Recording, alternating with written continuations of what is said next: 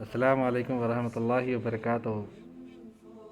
آج میں آپ لوگوں کو رمضان کے بارے میں بتانا چاہتا ہوں، کیونکہ رمضان آ رہا ہے تو میں نے تھوڑا ریسرچ کیا قرآن سے، حدیث سے، جو بہت امپورٹنٹ ہے، ہم سب کو جاننا چاہیے کہ کہاں پہ اللہ تعالیٰ نے قرآن میں فرمایا ہے رمضان کے بارے میں، کون سے پارے میں، کون سی آیت میں۔ میں نے نوٹ کیا ہے، میں آپ کے سامنے وہ پڑھوں گا۔ اس سے پہلے میں تھوڑی بہت حدیث بھی بتاؤں گا کہ کیا ہے کیا نہیں ہے۔ سب سے پہلے رمضان کی اہمیت کیا ہے؟ سب سے پہلی بات کہ کسی چیز کی اگر ہمیں اہمیت نہ معلوم ہو تو پھر اس کا فائدہ بھی ہم نہیں اٹھا پاتے ہیں، ٹھیک ہے؟ اور صحابہ کے لیے رمضان کیسے ہوا کرتا تھا وہ جان لیتے ہیں۔ وہی اصل معیار ہے ہمارا کہ ہمارے نبی کریم صلی اللہ علیہ وسلم کس طرح سے روزہ رکھا کرتے تھے، رمضان کے آنے سے پہلے وہ کیا کرتے تھے، وہ چیزیں ہمیں جاننی بہت ضروری ہے۔ حدیث میں آتا ہے صحیح بخاری والیوم 3 2024، جو ہی رمضان کا مہینہ قریب آتا تو آپ صلی اللہ علیہ وسلم کمر بست ہو جاتے۔ کمر بست مطلب کہ آپ تیاری کرنا شروع کر دیتے تھے کہ کیسے میں زیادہ سے زیادہ عبادت کروں، یہ سوچا کرتے تھے پہلے، ٹھیک ہے؟ ہمارے صحابہ، ہمارے تبع تابعین اس طرح سے عبادت کیا کرتے تھے اور رمضان کے آنے کی خوشی منایا کرتے تھے۔ اور آج کیا ہوتا ہے، اور ہماری تیاری شہری میں کیا کھانا ہے، افطار میں کیا بنانا ہے، اور روزے کے بہانے صرف آرام کرنا کہ بھئی میں روزہ رکھا ہوں تو میرے پاس طاقت نہیں ہے، ہمت نہیں ہے، میں یہ نہیں کر سکتا، میں وہ نہیں کر سکتا۔ خاص طور پر ٹی وی پر اسلام کی چیزیں لگتی ہیں، اسلامک چیزیں، بولتے بھائی اسلامک چیز چلا رہے ہیں، اچھا ہے، ٹھیک ہے، چلائیے، میں منع نہیں کر رہا ہوں۔ لیکن اگر اب 12 مہینہ میں اگر 1 مہینہ آپ ٹی وی بند کر کے قرآن اٹھائیں اور قرآن کی میننگ کو پڑھ لیں، حدیث پڑھ لیں، وہ زیادہ اچھا ہے۔ صرف 1 مہینہ میں اللہ نے ہمیں 3 سب سے بڑی چیزیں دی ہیں، ٹھیک ہے؟ 3 سب سے بڑی چیزیں دی ہیں۔ پہلا ہے قرآن، دوسرا ہے ایمان، اور تیسرا ہے نماز۔ لیکن ہم نے تینوں سے منہ موڑ لیا، اس کا انجام خسارہ ہے، ٹھیک ہے؟ سیدھا خسارہ۔ اللہ کہتا ہے اگر تم سچے مومن بن کر رہو گے، میری ہر بات مان کر چلو گے، تو تم ہی سر بلند رہو گے۔ دیکھیے یہاں پہ اللہ تعالیٰ نے کیا فرمایا، سر بلند۔ آج جو ہم کہہ رہے ہیں کہ ہمارے اوپر غیر قوم مسلط ہو رہی ہے، بتائیے آج کے ڈیٹ میں جو کون سی کنٹری فخر کے ساتھ کہہ سکتی کہ ہم ایمان والے ہیں؟ کون سی کہہ سکتی کہ ہمارے دل میں ایمان پورا دل میں داخل ہو چکا ہے؟ پورا اسلام میں سود کھلے عام چل رہا ہے۔ نبی کریم صلی اللہ علیہ وسلم نے فرمایا سود کھانے والے ہم میں سے نہیں ہیں تمہاری تیاریوں میں۔ تو اللہ رب العزت قرآن کریم میں فرماتا ہے، اب میں قرآن میں اللہ تعالیٰ کہاں فرماتے ہیں، رمضان کا پارہ، آیت نمبر، سارا چیز بتاؤں گا، تو میں چاہتا ہوں کہ آپ اس کی تحقیق کریں اور مجھے ہی بتائیں کہ میں نے صحیح بتایا کہ نہیں بتایا۔ سورہ بقرہ آیت نمبر 183، اللہ تعالیٰ فرماتے ہیں اے ایمان والو، تم پر روزے فرض کیے گئے جیسا تم سے پچھلی امتوں پر ہم نے فرض کیے تھے تاکہ تم پرہیزگار بنو۔ یہ ہے آیت نمبر 183۔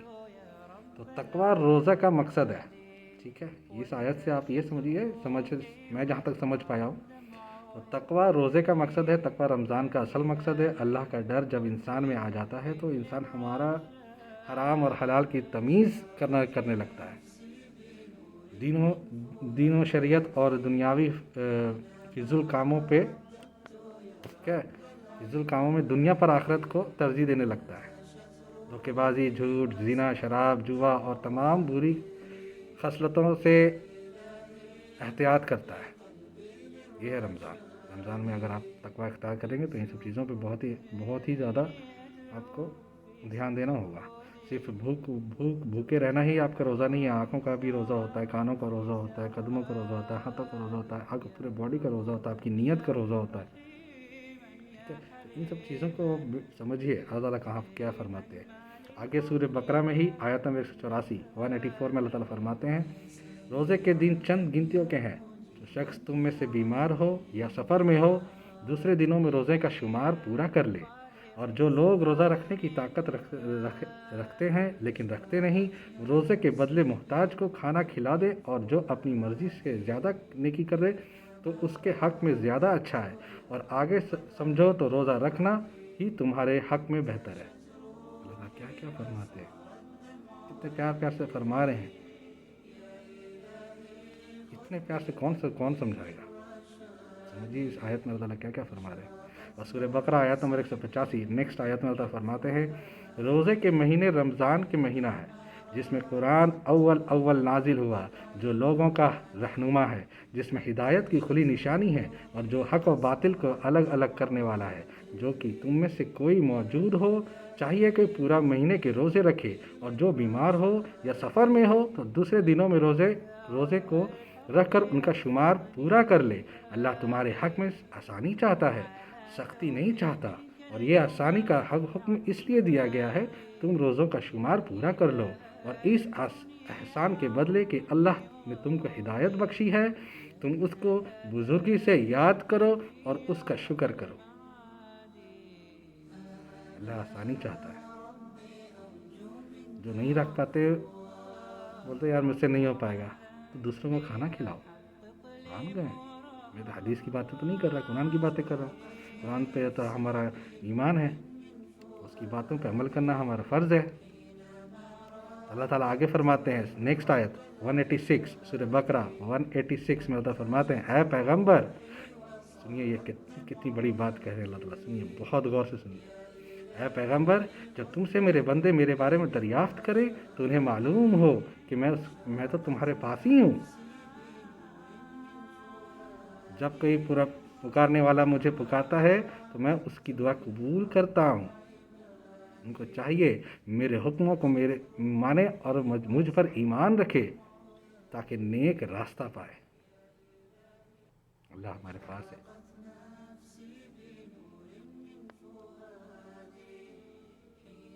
اور کیا بتاؤں، سمجھیے قرآن کیا کہتا ہے۔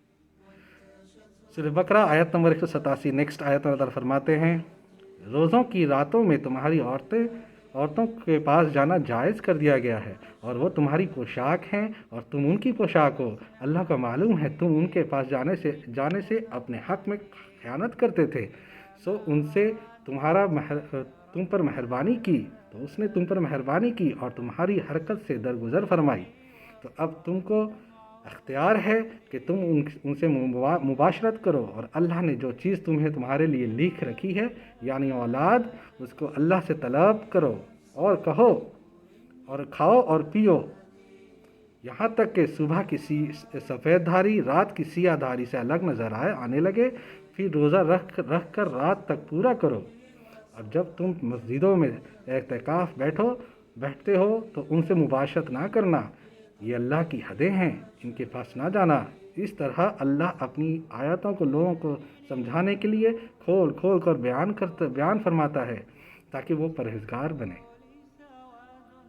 روزے کا بیان ہے، سلوک کرنا ہے، ساری چیزوں کا بیان قرآن میں ہے۔ اور کہ کہاں جا رہے ہیں ہم، کس چیز کو ڈھونڈ رہے ہیں، کس چیز کی تلاش کر رہے ہیں؟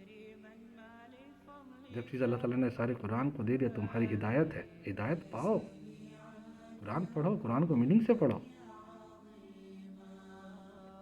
قرآن کو 1 مکمل کر دیا، 2 مکمل کر لیا، 3 مکمل کر لیا، اچھی بات ہے، بہت اچھی بات ہے، لیکن میننگ، اس کے معنی کون پڑھے گا؟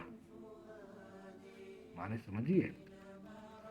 اب حدیث سے میں تھوڑی چیز بتاتا ہوں۔ حدیث رسول اللہ صلی اللہ علیہ وسلم نے فرمایا، رمضان کا مہینہ جو ہی آتا ہے، جنت کے تمام دروازے کھول دیے جاتے ہیں، حتیٰ کہ ایک بھی بند نہیں رہتا، اور جہنم کے تمام دروازے بند کر دیے جاتے ہیں، حتیٰ کہ ایک بھی کھلا نہیں رہتا، اور تمام سرکش جن اور شیطان قید کر لیے جاتے ہیں۔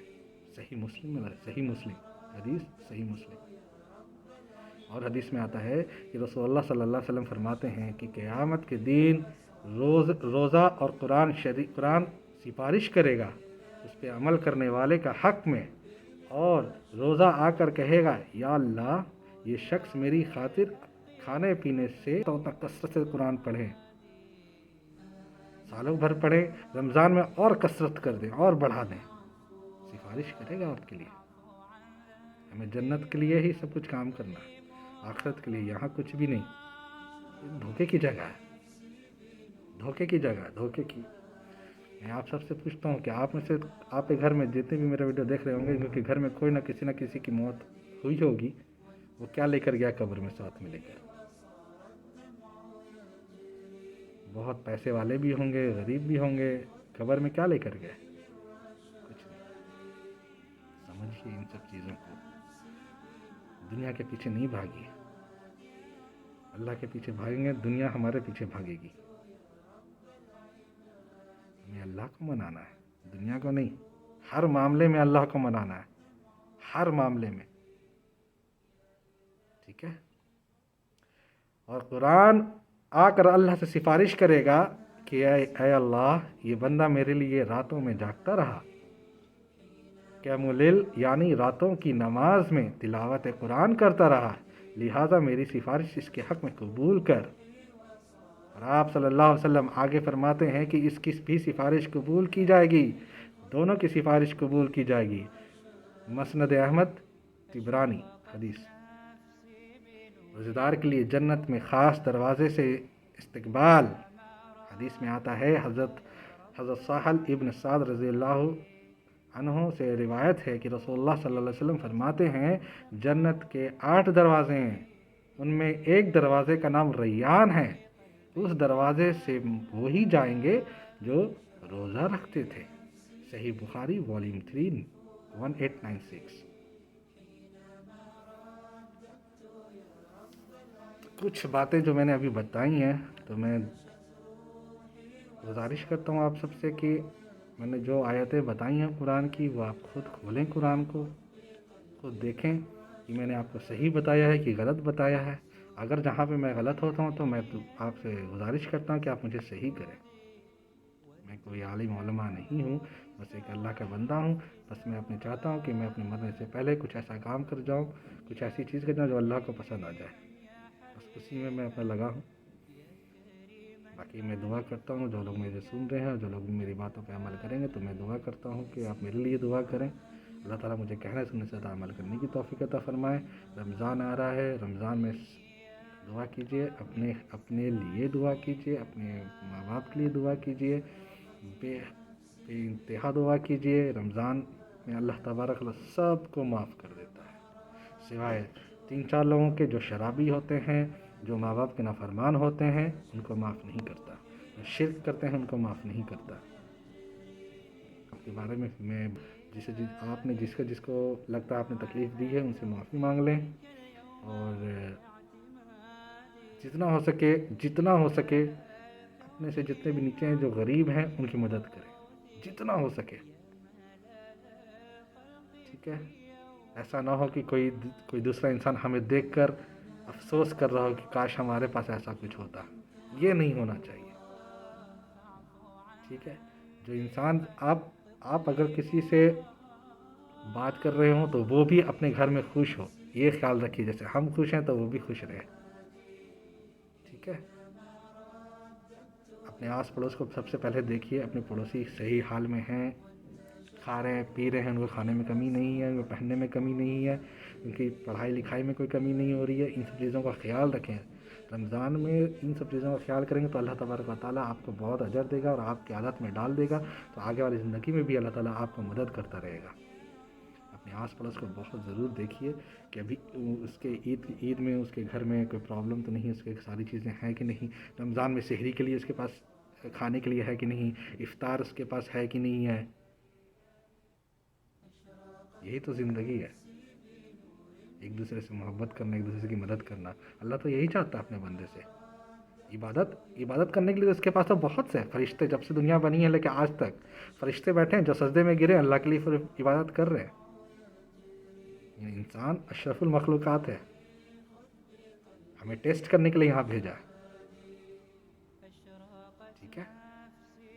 ہمیں ٹیسٹ کرنے کے لیے بھیجا ہے، ہمیں ٹیسٹ میں پاس ہونا ہے، ہمیں اپنے آخرت پہ دھیان دینا ہے۔ ہمیں آخرت کیسے بنے گی؟ عبادت سے بنے گی ضرور، عمل کرنے کی توفیق عطا فرمائے۔ وآخر دعوانا الحمدللہ رب العالمین۔ مبارک۔